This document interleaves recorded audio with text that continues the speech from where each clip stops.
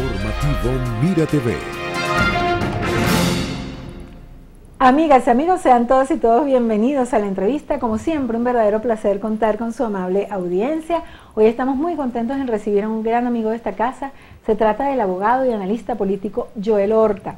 Con Joel vamos a estar conversando acerca de esta circunstancia bien interesante de Venezuela, que se encuentra en un momento clave para la historia política. Y es precisamente a pocos días de esas elecciones programadas para el 25 de mayo surgen preocupaciones que podrían cambiar el rumbo de los acontecimientos.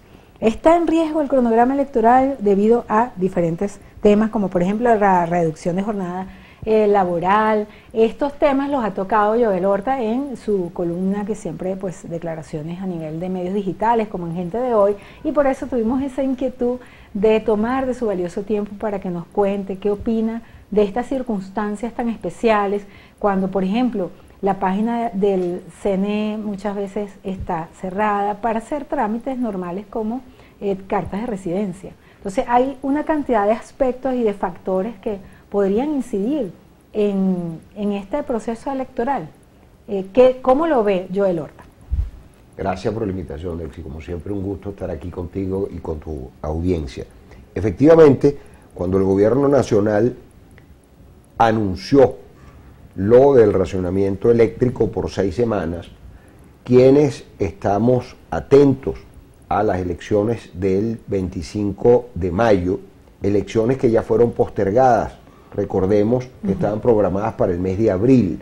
Sin embargo, más que el racionamiento eléctrico en las instituciones públicas, esto tiene mucho que ver también con los desacuerdos para nombrar y postular candidatos a todos los niveles, a nivel de gobernadores, a nivel de legisladores regionales y de diputados a la Asamblea Nacional, de ambas partes. Me refiero tanto al gobierno como al sector de la oposición. Pero en todo caso eso será más por el gobierno, porque la oposición, ¿qué le importa al gobierno que tengan un acuerdo? Serán los problemas del gobierno, que son los que ostentan el poder, ¿no? Claro, pero es que el gobierno ha tenido dificultades por cuanto ellos hacen una consulta muy amplia en su base. Recordemos que el PSV es el único partido de masas que queda en Venezuela. El resto son partidos de cuadros, organizaciones muy pequeñas, con tarjetas para postular. Hay una gran incertidumbre sobre muchos de ellos que no saben si van a poder participar en las elecciones o no. Se habla, por ejemplo, que el Nuevo Tiempo probablemente quede circunscrito como un partido regional. MPB pudiera no ser tarjeta viable para esta elección. Lo mismo ocurre con Unión y Progreso, y así múltiples organizaciones que tienen un interrogante sobre sí. Ya el Consejo Nacional Electoral acaba de anunciar la prórroga para la inscripción de candidaturas, porque, volviendo al punto, esa amplia consulta que realizó el PSV ha originado mucho ruido, porque, como toda estructura piramidal, la consulta se hace en la base, pero la decisión las toma el cogollo, y en este caso lo que llaman ellos el Comité de la Revolución. Y luego el último filtro, que es el presidente de la República, quien decide en última instancia, como presidente del partido, porque recordemos que el presidente de la República es también el presidente del partido de gobierno, en esta fusión de partido-gobierno, de partido-estado, que es un método poco ortodoxo en la democracia occidental, pero muy cotidiano en países de Euroasia, como en Rusia, o como en China, o en Turquía. Y bueno, si lo vemos desde la perspectiva del poder, de mantener el poder, es cómodo. Es correcto. Entonces, ante esas dificultades y ante el fraccionamiento brutal que hay en la oposición venezolana el día de hoy, por cuanto ahorita se deben estar celebrando 3 o 4 reuniones de los distintos factores de la oposición para buscar acuerdos. Hay una alianza entre AD, COPEI, Primero Justicia y Puebla, que son los movimientos que antes conformaron la plataforma práctica. Otrora partidos de masa. Correcto.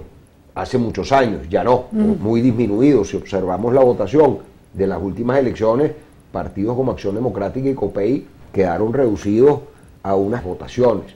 Esa es la verdad. De hecho, la sumatoria de los 8 candidatos llegó al 5% de toda la votación. Entonces, hay, por un lado, esta gente postulando, por otra parte, lo que se llama el movimiento de los gobernadores, donde está Manuel Rosales, Henry Falcón, Enrique Capriles y algunas otras organizaciones donde podría participar Fuerza Vecinal, que también entonces estarían incorporados algunos alcaldes que están en esa fuerza vecinal, y el Movimiento de Integridad Nacional, que es el MIG Unidad, y algunos otros. Y por otra parte está entonces Avanzada Progresista, Cambiemos y otro número que se autocalifican como opositores, pues, que son dentro opositores. De ese mundo. Exacto. Entonces, ¿qué ocurre? Ya esto lo hemos vivido antes. Yendo fracturados, difícilmente se puede alcanzar un número de parlamentarios más allá de 40, 50 parlamentarios.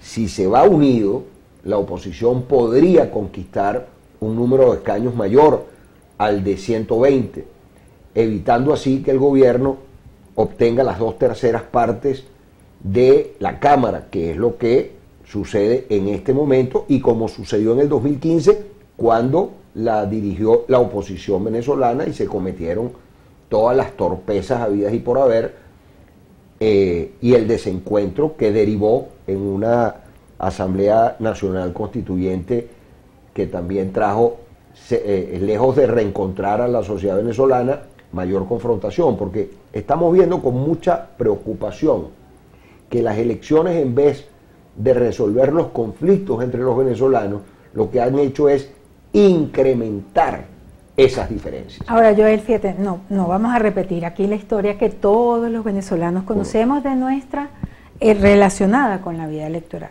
pero de alguna manera, escuchándote hablar, que tú que conoces todos esos procesos electorales, estás tan bien informado cuáles son los partidos, cuáles son las alianzas que se estén gestando, o sea, por eso me encanta que vengas, porque tú estás muy bien informado con respecto a eso.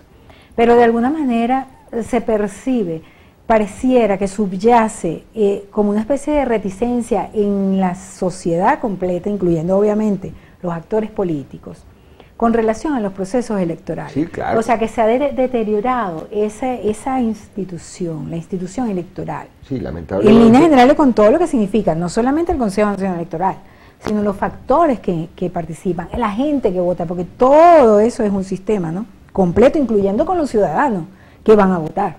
Sí, es que el sistema, como tú lo dices, electoral, la ruta electoral quedó muy maltrecha el 28 de julio pasado, quedó gravemente herida. Ahora, tú a ese paciente que tienes en terapia intensiva tienes que hacer todo lo posible por salvarlo. Es buena analogía. Sí, muy buena analogía. Tienes un paciente en terapia intensiva, bueno, el médico... Porque está vivo el paciente. Está vivo el paciente, la democracia está viva y el sistema electoral está vivo, está herido, gravemente herido, pero tenemos que procurar salvarlo, porque lo otro es jugar a la entrega de todos los espacios, que eso sí acabaría con la democracia venezolana, porque entonces estaríamos en la presencia de un partido único de 24 gobernadores del oficialismo, 335 alcaldes del oficialismo, es decir, dejaría de existir la democracia como sistema político en Venezuela, para no utilizar el término régimen político, que es también adecuado desde el punto de vista de la ciencia política, porque los sistemas o regímenes políticos son monarquías, son en este caso democracias, monarquías parlamentarias, democracias parlamentarias, democracias presidencialistas, es decir, hay múltiples esquemas.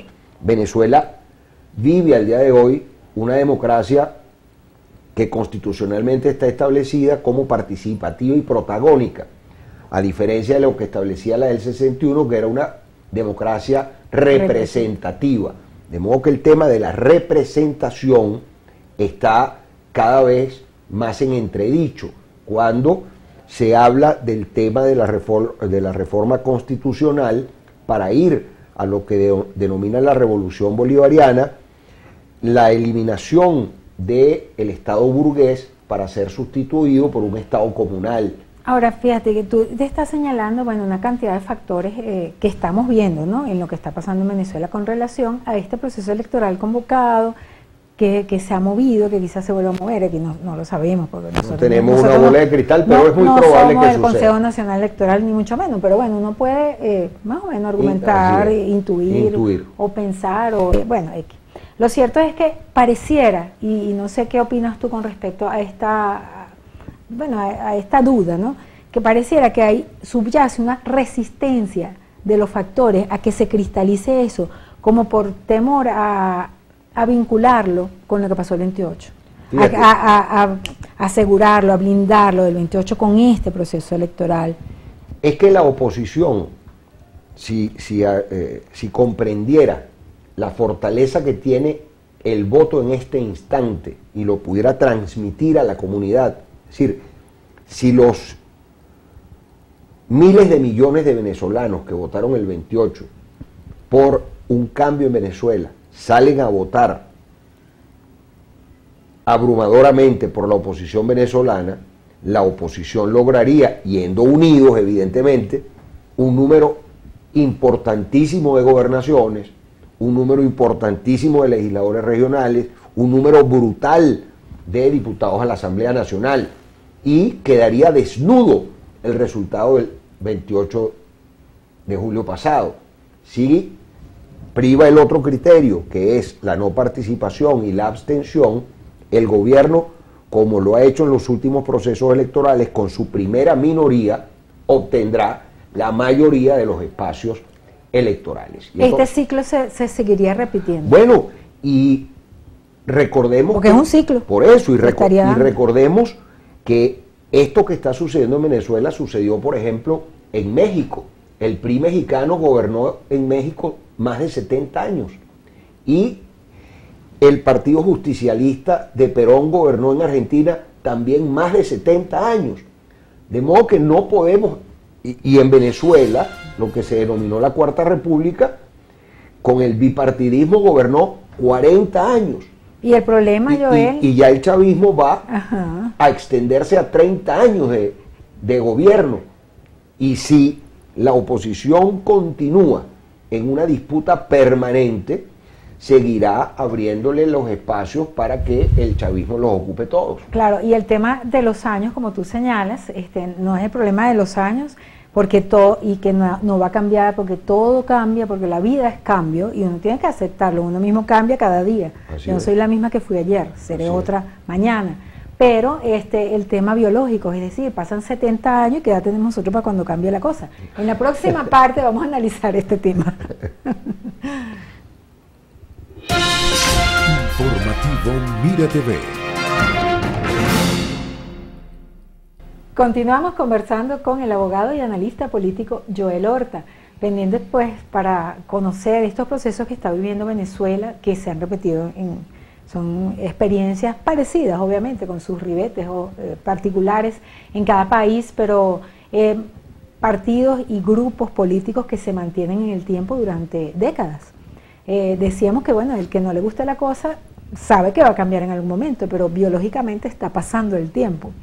Y bueno, cosas van pasando, decisiones se van tomando, digamos que cambios muy importantes en la parte económica, que muchas veces, en la mayoría de los casos, no son positivos para el público, para el pueblo, y el desarrollo del país se detiene.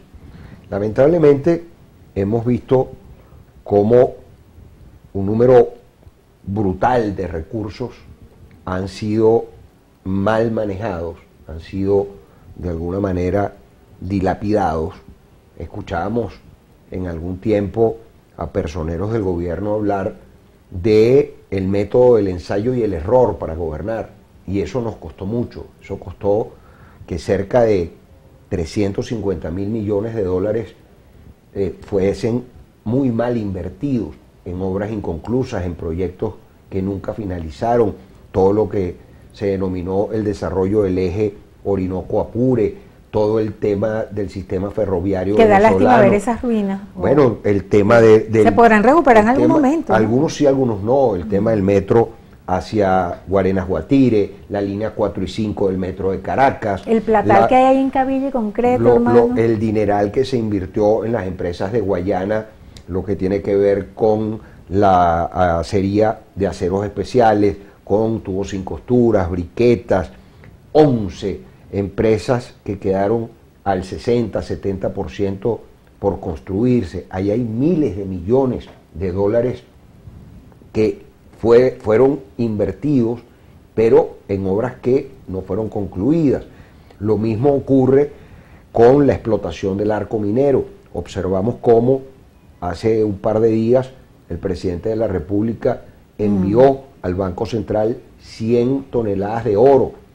Siempre hemos manifestado que en ese viraje económico necesario para la recuperación de Venezuela en ese tema tan importante tiene que ver justamente con el fortalecimiento de la moneda venezolana o con la implementación de un verdadero sistema de multimonedas con el que se permite entonces la fluctuación del dólar sin la intervención del Estado, porque fíjate cómo ya hay un aumento del 45% en este instante entre el dólar BCB y el dólar que está en la calle circulando. Tiene entonces que el gobierno buscar un mecanismo para evitar que caigamos de nuevo en procesos de hiperinflación. El gobierno tiene cómo hacerlo. Nosotros tenemos el tema de reserva de petróleo, reserva de gas, tenemos además importantes reservas de oro que lo que debemos es probarlas y monetizarlas para, sin necesidad de extracción, poder fortalecer el bolívar. Pero tenemos además una gran cantidad de tierras raras donde hay miles de millones de dólares por explotar. Hay 27 tierras raras en territorio venezolano y en territorio en el sur de Guayana y en la Guayana Esequiba.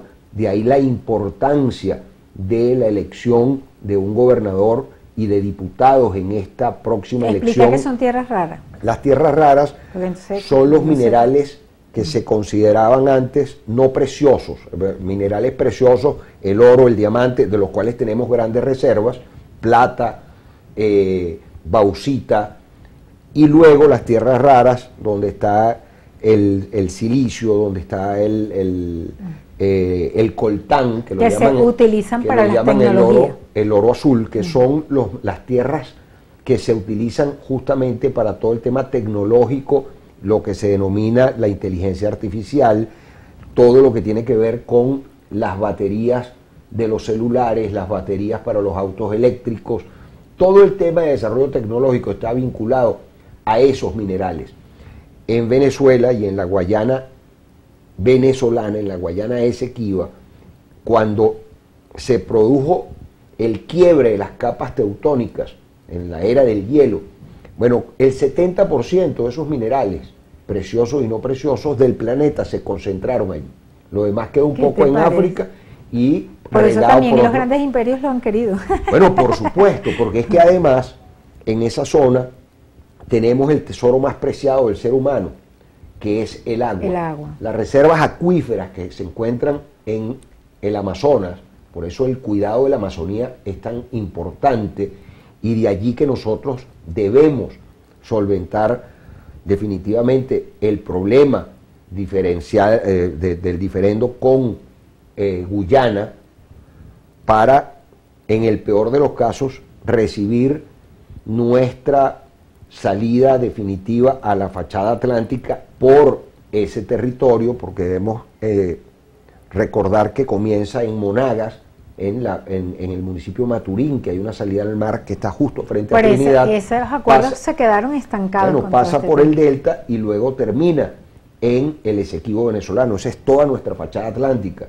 Y la posibilidad de nosotros explotar ese crudo extraliviano y las reservas de gas importantísimas que allí se encuentran, más los recursos madereros, más es importante señalar esto, allí ya hay explotación de madera, hay explotación por parte de petróleo, de Venezuela, por parte de Guyana, empresa de Guyana. de Guyana. Ellos están ahí. Y allí la pelea de ExxonMobil y el gobierno venezolano. Ese es un tema que tiene que unirnos a todos los venezolanos, eso no es un tema de opositores y Pero oficialistas. fíjate, mientras tanto un país tan bonito, con Bueno, tantas posibilidades y rico, como ¿sabes qué dicen, da y la gente tan pobre. Que da vergüenza que nosotros tengamos la queja de millones de pensionados y jubilados que al día de hoy no han cobrado los bonos que reciben, que son además realmente que miserables. a nadie le alcanza para nada. Los salarios vergonzosos de los maestros. Que eso es como una burla. De 130, nuestros médicos. Es una burla para el Dios. ciudadano. Entonces el gobierno nacional tiene que enfocarse en gobernar. Porque ¿Pero tú crees que eso pasa? El oficialismo alardea, A estas alturas aquí del se han partido. hecho 32 elecciones. Ajá, pero ¿para qué han servido las 32 elecciones? ¿Vive mejor el venezolano hoy que ayer? Esa es la pregunta que debemos hacernos, porque esa migración brutal de venezolanos no es gratuita.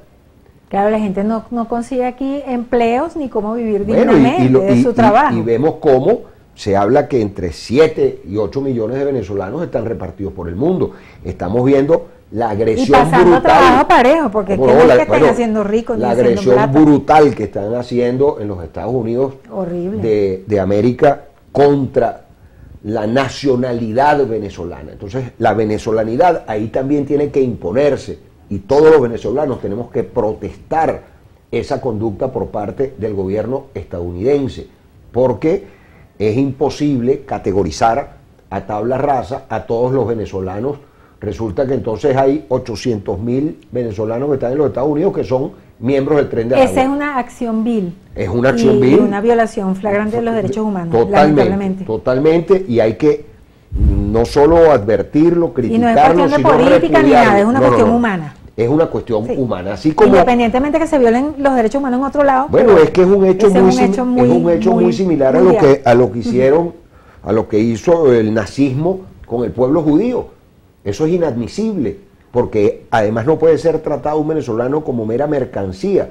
Ahí te mando un preso, Bukele, y te pago $2.000 por él para que lo tengas un año. Eso es inexplicable e inaceptable. Eso sí es como el límite que traza la frontera del liberalismo. No, ¿Sabe? eso, Que eso ya es no- una barbaridad, no es. porque es que estamos en una crisis de la democracia occidental a nivel mundial. Fíjate que en el caso de China, ahí no hay un presidente, ese es un emperador. Es que en realidad, eso es lo que te iba a decir, que en realidad son ribetes monárquicos. Por eso, Vamos a estar claros. en el caso de Rusia, Putin no es Los presidente de imperios Rusia, son es un zar. monarquías. Claro, sí, sí. Y Trump no es presidente, es un rey. Es Y impresionante. actúa sí. como tal. Es verdad. Entonces, ante el deterioro de lo que conocemos como la democracia rusoniana, luego que cae el imperio francés con la revolución francesa de entonces y se impone el tema de la democracia representativa que se occidentalizó Claro, y el que mundo que entero migró la esa revolución, migró, claro. esa fue la revolución La gran que inspiró, la migratoria, pues. claro, que inspiró el resto Sí, de las cómo no, revoluciones claro. para luego conquistar la democracia que tanto ha costado. Y si nos ponemos ese 400 años, que ante el resto de los años de la humanidad, si se quiere, son pocos, pero ha venido variando porque ante la ineficacia muchas veces de la misma democracia, la gente no se siente satisfecha en sus necesidades y entonces se produce un desprecio hacia el sistema. Y eso, por supuesto, se traduce en la crítica al voto, a la no participación, a la abstención. Volvemos al punto Y a la de inicio del búsqueda de un programa. mesías y de un rey que le resuelve el Que le problema de un solo resuelve- plumazo sin sacrificio ni esfuerzo. Pero vemos cómo este tipo de actuaciones por parte de quienes se creen emperadores, zares o reyes, atropellan a sus propios conciudadanos y a los extranjeros que están ocupando su territorio. Yo veía ayer con mucha satisfacción un estudio que salió que de la migración latinoamericana que está hoy en los Estados Unidos, quien ocupa el número 1 en profesionales universitarios somos los venezolanos. Es decir, el 58% de los migrantes venezolanos que están en los Estados Unidos tienen un título universitario. Y eso es lógico porque aquí hay un sistema educativo a nivel superior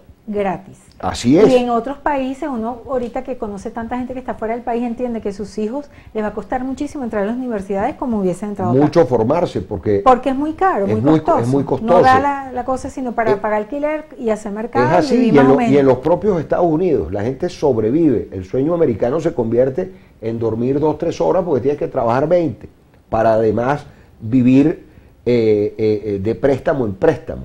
Tienes todo pero nada es tuyo. Ese es un sistema, el sistema capitalista tiene sus virtudes, pero tiene también graves problemas, genera graves problemas, sobre todo en el ámbito de la seguridad social. Entonces, hay que tratar de buscar un sistema que permita la coexistencia de las libertades políticas, económicas y sociales con un Estado capaz de dictar reglas en cuanto al sistema educativo, al sistema de salud, al sistema de seguridad, que en definitiva es de lo que debe ocuparse un Estado no paquidérmico, más bien pequeño, pero ductor de las grandes políticas que vayan en beneficio del ciudadano. La reducción del Estado ojalá sea fundamental, que no le metan la mano en el bolsillo a los ciudadanos y que se pueda desarrollar el talento humano en las empresas y los ciudadanos, sus grandes ideas, el gran potencial en industrialización y educación, etcétera. Eso es lo que quisiéramos, pero ¿en qué punto estamos? Ya para finalizar, un último análisis de nuestro invitado. Tristemente, estamos en un estado, si se quiere, de inercia. El país se está moviendo porque debe moverse, pero tenemos la posibilidad de sacudir al Ejecutivo Nacional, hacer ver que la participación del sector privado es fundamental en el desarrollo del país, que la descentralización de los recursos hacia los estados y municipios es fundamental. No puede ser que cualquier problema tenga que resolverse en Caracas. Es decir, quien vive en los Altos Mirandinos y pasa el switch y no tiene luz, eso no lo resuelve el municipio ni el gobierno regional, sino que tiene que ser Corpoelec a través de un llamado, y así ocurre con el agua y así ocurre con el resto de los servicios.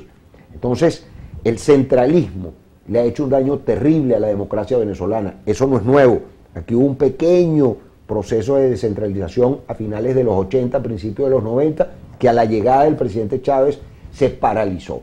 Y en estos 25 años ha seguido cada vez reduciéndose más. Así que el llamado tiene que ser a la reflexión del gobierno nacional para que haga un giro en lo económico que permita que el venezolano tenga cómo comer, cómo vestirse, cómo formarse, porque es mentira. Una vida digna, como merecemos. Una vida digna, una vida que le permita al ciudadano sentirse confortable y sentirse protegido por el Estado.